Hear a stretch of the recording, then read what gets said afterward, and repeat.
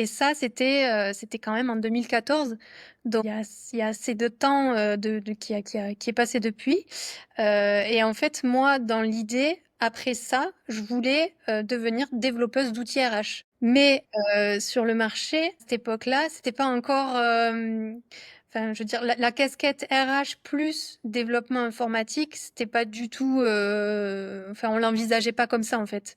Donc, du coup, je me suis plutôt orientée vers le développement web et j'ai fait une formation qui a duré 1 an, donc, vers un niveau bac+2, donc après avoir eu un bac+3 en RH. Donc, du coup, bah, depuis 2017, donc, je suis développeuse web. Et tu t'es pas tourné vers des éditeurs de logiciels spécialisés dans les RH, genre Lucas ou genre de trucs?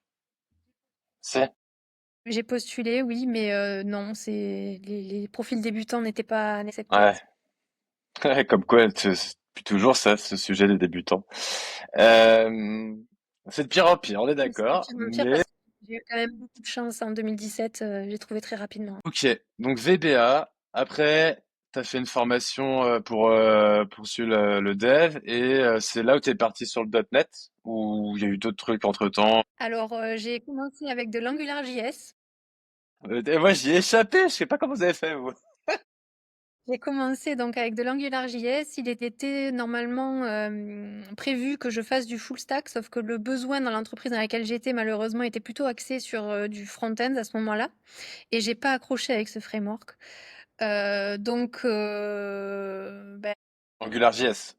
oui, c'était AngularJS, ouais. Ouais. Donc, du coup, mes ambitions étaient un peu plus supérieures à celles qu'on me proposait dans cette entreprise. Donc, j'ai accepté une autre opportunité. Et c'est là que j'ai découvert donc .NET. Euh, pour moi, c'était la suite logique, en fait, après être tombée amoureuse du code avec Visual Basic. C'était la suite logique de me spécialiser en .NET sur de la programmation objet.